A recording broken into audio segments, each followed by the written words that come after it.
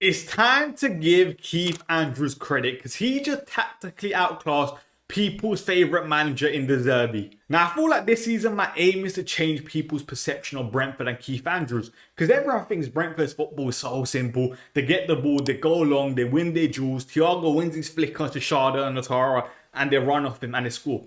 No, Keith Andrews tactically does a very, very good job in between all of that as well. And today was the perfect example of that because he outclassed Roberto De Zerbi from minute 1 to minute 90. Now, we all know how Tottenham like to build up in that 2-2-2 shape.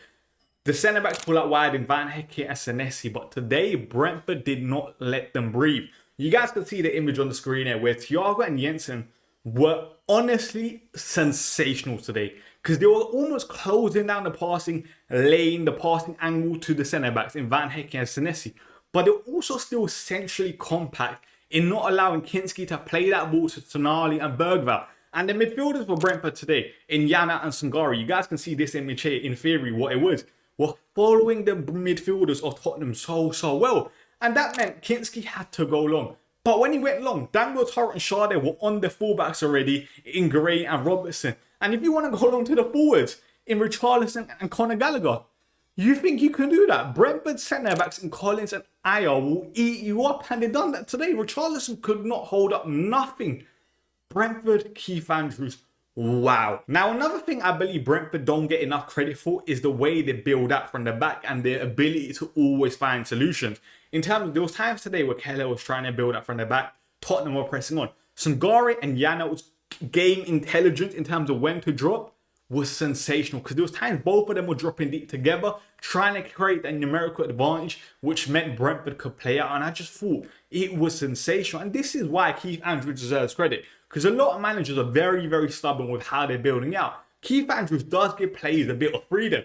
And then we saw what we love with Brentford in terms of their directness at times. There was times where Keller got the ball, went direct, and it worked brilliantly because Sharda, we know, has a brilliant leap on him. He was winning every single header pretty much today, especially when Van Hecke was pushing out against him. Sharda was eating him up with his leap, winning those flick-ons, allowing Brentford just to bypass Spurs so easily. Now, you lot are probably surprised that it's taken me this long in this video to mention Sangare because he was brilliant today. He got given man of the match by Sky Sports, and you could argue he very much deserved it because there was just so many different facets of play which he dominated in terms of, you guys saw his ability to carry the ball. The first goal combined so well on the edge of the box, paid the ball in. Lewis Potter, who I thought was top today, gets the goal. But there was also times where he done what we normally expect him to do, which was just clean up, eat up ground. There was a point in the game, you guys can see the example on the screen here, where Coyote was driving centrally, loses the ball.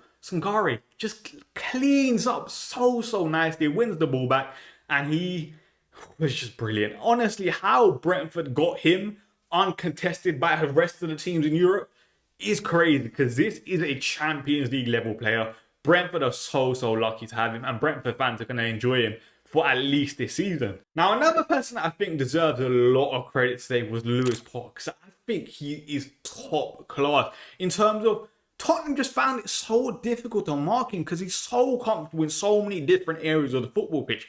He was playing left back, but he was also popping up in the middle. You saw it for the goal. Tottenham just found it so difficult to track where Lewis Potter was running. And we know he's technically very sound. He can play in midfield. He can play further forward. He's just a top quality footballer. And I just don't think he gets enough credit by the general, let's say, Premier League fan base. Now, Brentford won the game 3-0 today. But guys, let me tell you, if they won 5 or 6-0, no one would have been surprised. They absolutely battered Spurs today. But let's talk about Brentford for the rest of the season. Because today on the bench, they had Yarmouk, they had Damsgaard, they had Callum Wilson. They had actual quality on the bench. And you're looking at Brentford going into the rest of the season. Could they push for Europa League places? 100%. Because I feel like most clubs in the Premier League are going through such a change. We've seen how many new managers are in the Premier League. Keith Andrews, Brentford had that continuity within the squad. They've added quality in terms of someone like Sangare. They've added quality in terms of Jaden Anthony on the bench as well. If they could maybe get 1 or 2 more names, wow. Genuinely, wow. I expect a lot from Brentford this year. I'm so impressed. And if you guys were impressed today, make sure you guys like the video, subscribe to the channel, and we will be back soon.